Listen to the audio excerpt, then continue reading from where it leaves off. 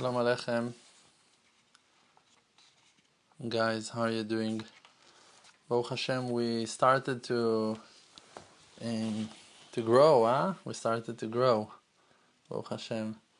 There's an amazing development in the interest that you are showing in Limud Torah, in learning Torah. Baruch Hashem, that with no doubt I can testify that for a long time I was teaching and guiding you in many aspects of faith and finding Hashem and knowing Hashem, but Baruch Hashem, in the last few months and maybe even less, maybe a couple of months, so Baruch Hashem, we learned a little bit of Torah, and it's very enjoyable, very satisfying.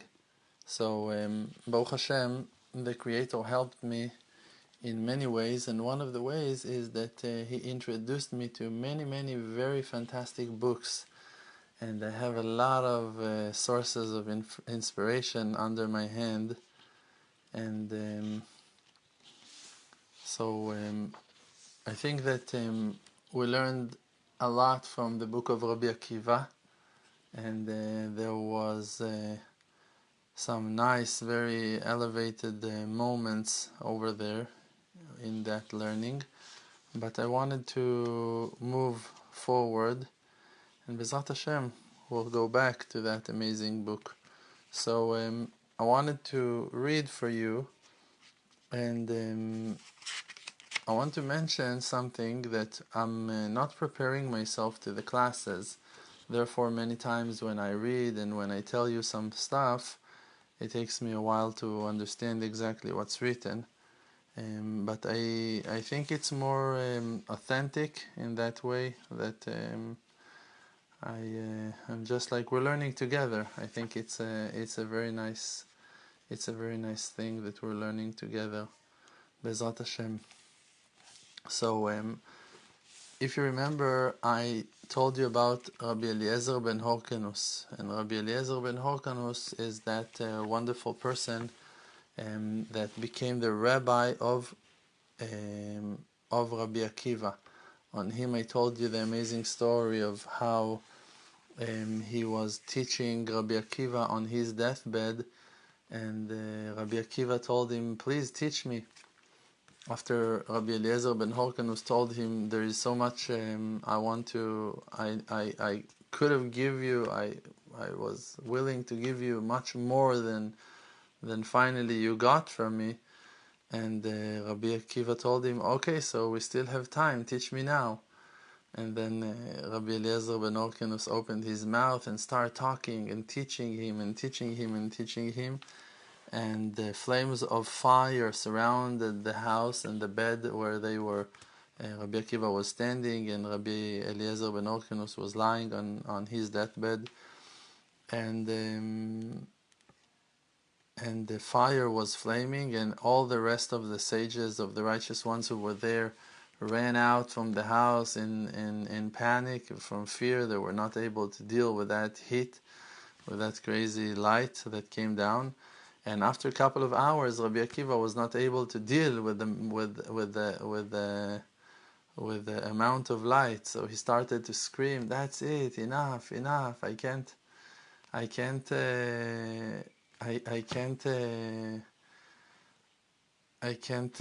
bear it anymore. It's too much for me." So Rabbi Eliezer ben Hyrcanus looked at him and told him, I'm going back to heaven with the tablets in my hands.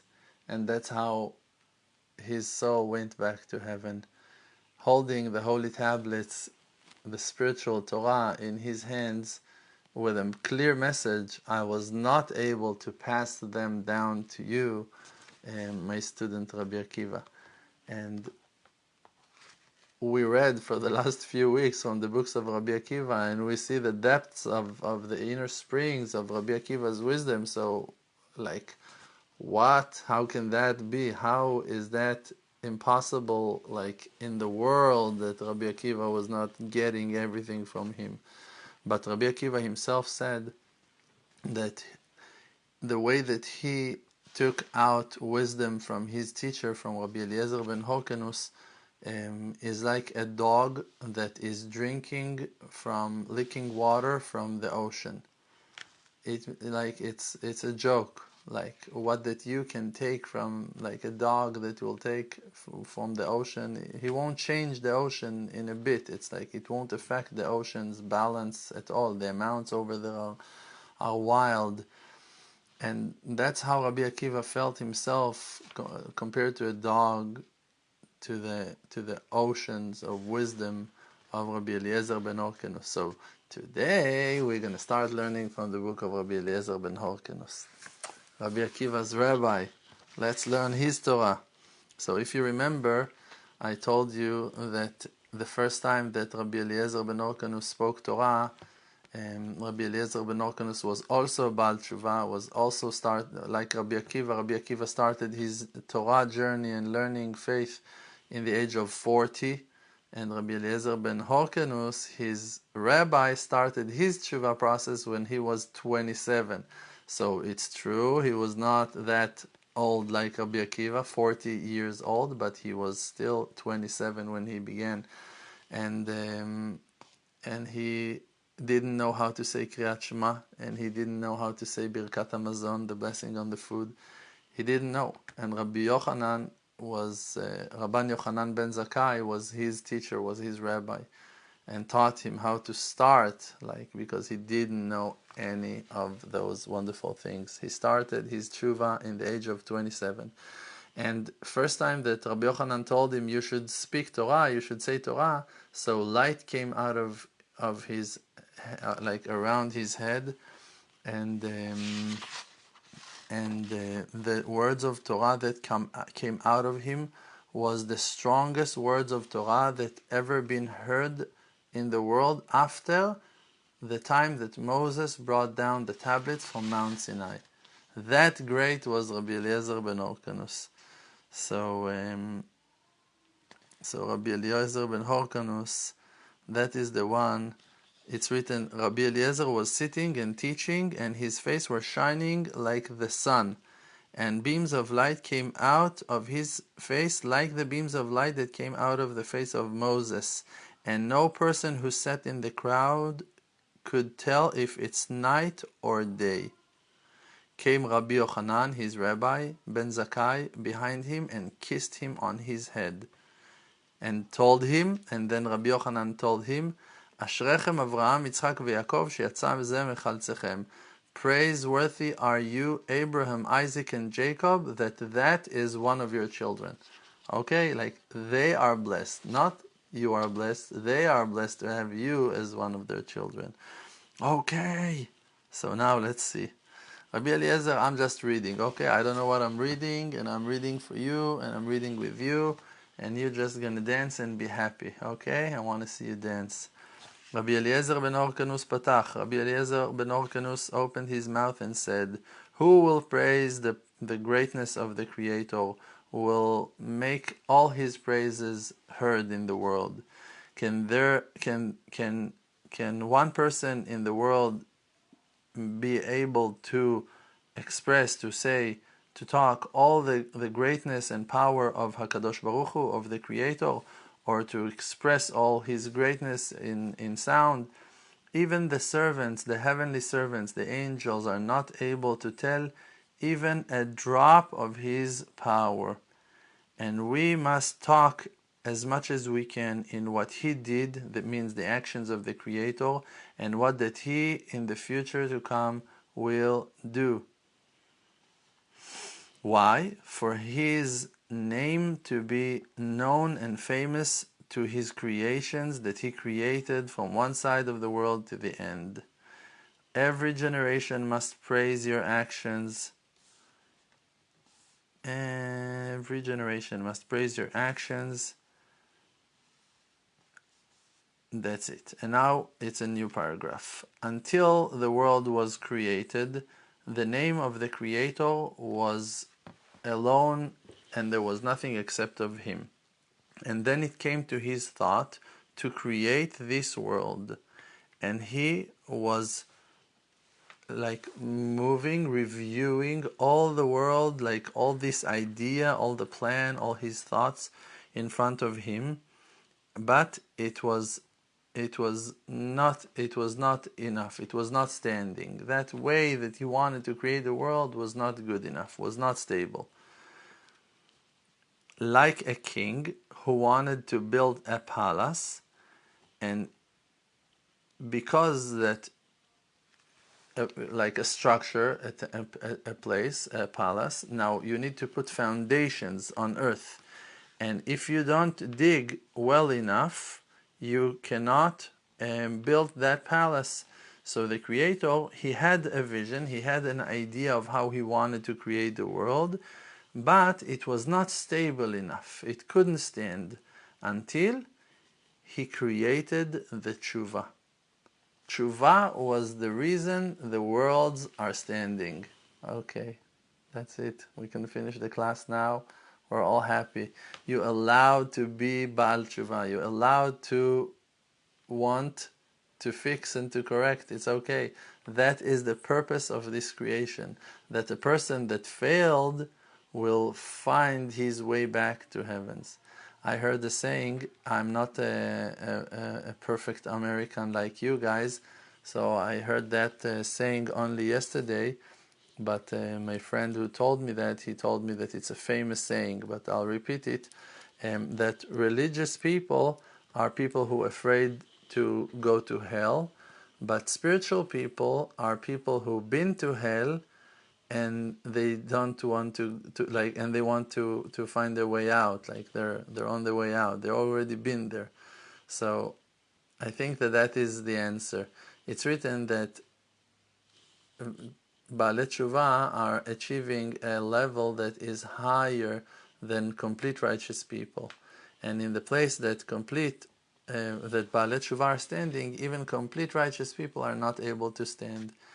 And every one of us that is a Baal Tshuva is asking himself, like, come on, what is it, a joke? Like I know myself, like I'm failing and I'm like falling and I'm forgetting, and I'm so far from the truth, so far from being holy, from being pure, from being righteous. Like, who am I and where am I? Like, we're talking about Rebbe Eliezer ben Hyrcanus, the flaming fire. We're talking about Rabbi Yochanan, Rabbi Akiva. Like, who am I to be compared to those people, to even sit with them on the same table, to stand, to breathe the same air in the same room with those pillars of fire, those foundations of the world? Like, who am I? How can you think to yourself that as a Baal Tshuva you'll be able to stand in such an elevated place that a complete righteous man will not stand in?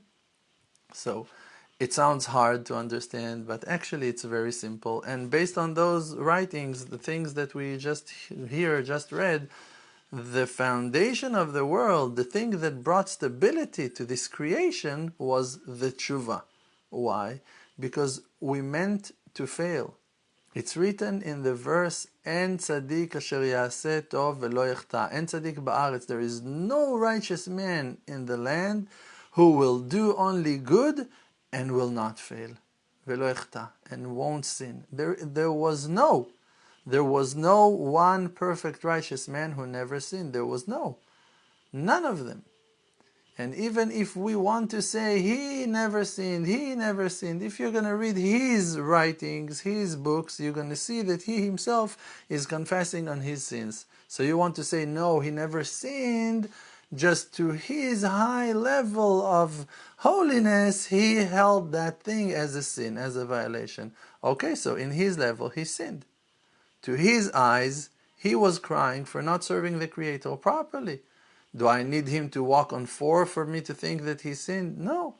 If he himself is holding himself that he messed up and he's an honest person, so it's okay. Like, I understand he violated, he sinned, he failed, he messed up. Maybe for us it's not a violation. Okay, but who cares about us? We're talking about him. To his level, to the place that he was standing, it was a failure. He was not praying with the right intention. He was not doing charity from the bottom of his heart. He failed. Yes, he failed. To his level. Every person, his failure must be a failure to his level. If it won't be out of the, like, if it wouldn't be an outcome of his failure, it wouldn't be a sin. I read once a letter of rabbis who spoke about eating chametz in the time of the Holocaust during the Passover. And for them it was a mitzvah. It was a mitzvah because they didn't want it to die, and they didn't want their followers and Am Israel, the Jewish people over there, to die in hunger, and therefore they had to command them and to allow them, to permit them, based on the rules of the Torah, to eat chametz in Pesach for not to die, for them not to die. So sometimes when you eat chametz in Pesach, it's a mitzvah. It doesn't mean that now for you, okay, now you can go. No, it's a mitzvah in the days of the Holocaust. It was a mitzvah in days of hunger. It was a mitzvah in days of crazy threat on lives of people, that if he wouldn't take that bite, he might die. So in those hours, even this horrible violation of eating chametz in Pesach, it would consider as a mitzvah. So, Et la'asot l'Hashem, eferu toratecha. There are some times that for the will of Hashem, for you to be able to connect yourself to God, you need to sin, and it won't be a sin. Why it won't be a sin? Because it will bring you and elevate you to a higher level, a level of holiness and purity that a person can never achieve without tshuva. Because tshuva is uplifting you to levels that a complete righteous man cannot achieve. Because the humility that you buy, that you earn from finding yourself in rock bottom, crushed down to the ground, mopping the tiles with your beard, with your chin, is something that heals your spirit. It's something that brings stability to your mind. It makes you able to appreciate other people and respect other people and love other people and be sensitive to other people's situations and issues. And any person on earth that failed, he actually just been humbled by the Creator and learned a great lesson. Now, ideally, we don't want to fail, but if a failure came, what that it brings is stability that is needed not only for the correction of the individual, also for the whole wide world, like we can see here from the holy words of Rabbi Eliezer ben Hyrcanus. So, now Rabbi Eliezer ben Hyrcanus is telling us 7 things been created before the world was created, and those are the 7.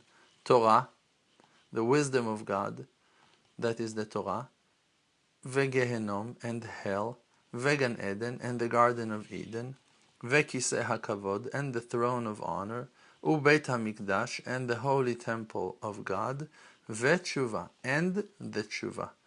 Tshuva is the feeling of regret and the action of confessing on that mistake, and the request from the Creator, after accepting on yourself not to do so anymore, the request to Him to help you not to fail in that failure that you just failed in anymore, again, ever again.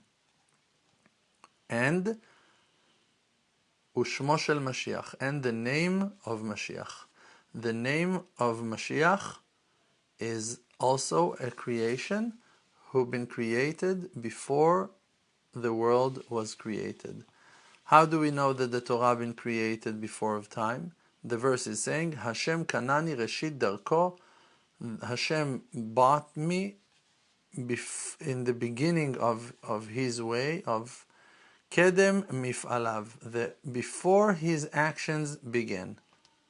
Kedem is earliest. The Kedem means the ancient time, before of time. Me'az.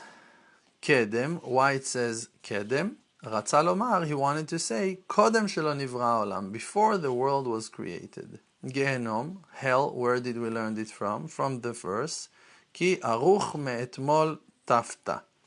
That hell, that one of the names of hell is tafta, like Tophet. Tophet is like a horrible place, a source of pain and like it's chaos. It's a source of chaos and pain. So that started, the verse is saying, from yesterday. Why does it written yesterday? When is that yesterday? Like before Wednesday, before Tuesday, before Monday? When is yesterday? So the sages learned yesterday from the day before the first day. Yesterday, before any of the days, before of time. Gan Eden, the Garden of Eden, where we learned that it had been created before of this world as well, that it's written, Vayita Hashem Elohim Gan Be'eden Mikedem, that the Creator planted His garden in Eden, Mikedem. Again, the word Kedem. Kedem, earliest time of them all. Mikedem ad shelo nivra olam, from before time. Kisei HaKavod, the throne of honor, where we learned it from, that it been said, Nachon kisacha me'az, your throne was set since then. What does it mean since then? When? Since when? Since the time that is before the creation. The temple, Beit HaMikdash, Minayin, where we learned it from, that it been said, Kisei Kavod Marom Mirishon. The throne of honor was established ahead of the first, before of the first. Merom, higher, means before, like first in line, before the first, first up to the first. So what does it mean before the first? Mirishon ad shelo nivra olam, from the time that is before the first day, before the creation of the world. Tshuva minayin, where we learn tshuva from. The tshuva was created before of time, before of this world. That the verse is saying, Beterem harim yuladu, before the mountains came out to the world, before they were born, before the mountains were born. Teshev enosh ad daka.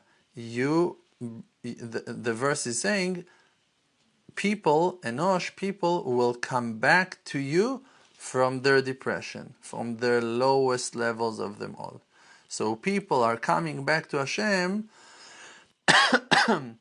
from the time that is before when the mountains were born.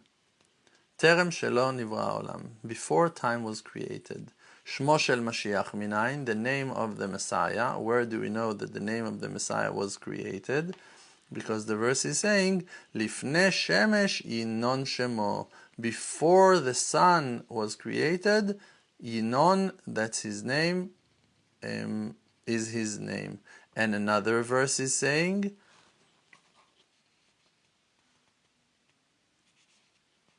Ve'et bet lechem Ephrata, צעיר להיות באלפי יהודה, ומוצאותיו מקדם. Whoa.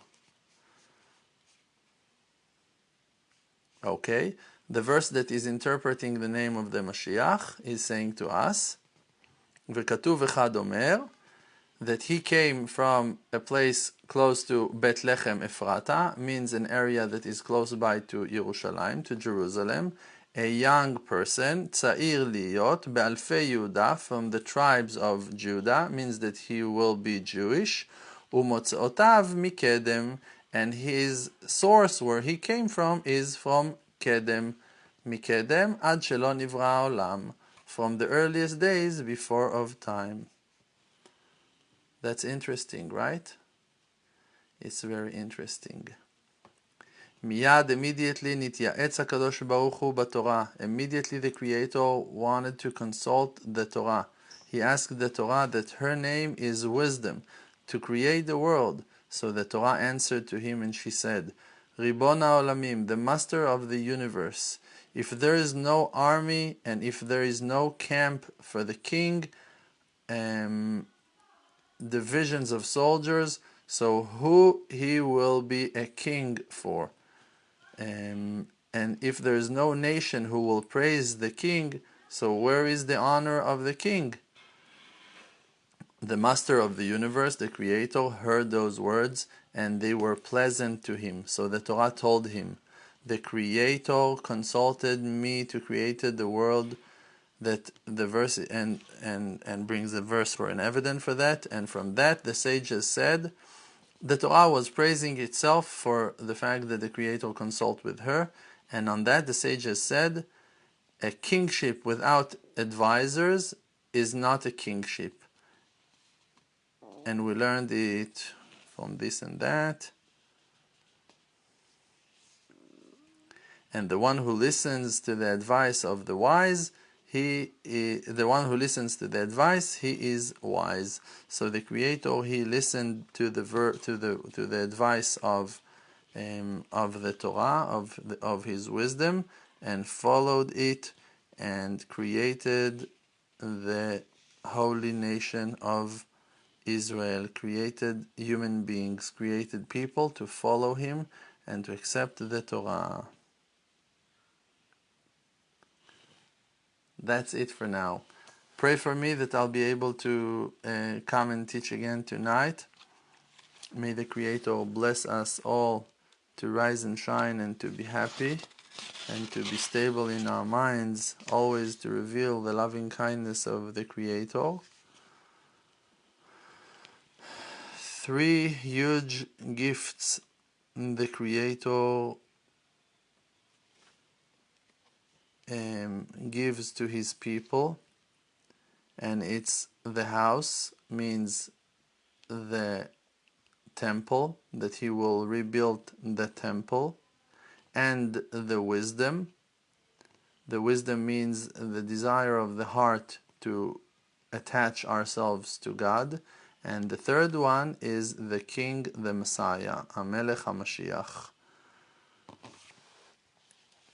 Those are the 3 main blessings and gifts that the Creator gave to people. He gave them the temple, the wisdom, that is the way to know how to attach themselves to the Creator, the desire to do that, and the Messiah, the King, who will lead us to our redemption. We can't wait. We want Mashiach now. Thank you so much. Be well and be strong and be powerful and support our activities. Please help us. You have a donation button over there. Don't be lazy. Click it and support our holy work for us to be able to continue and to spread the Torah and the light in the world to 4 wings of the universe, for everyone to come back to life and to serve him with a happy heart and a wishing soul. Amen.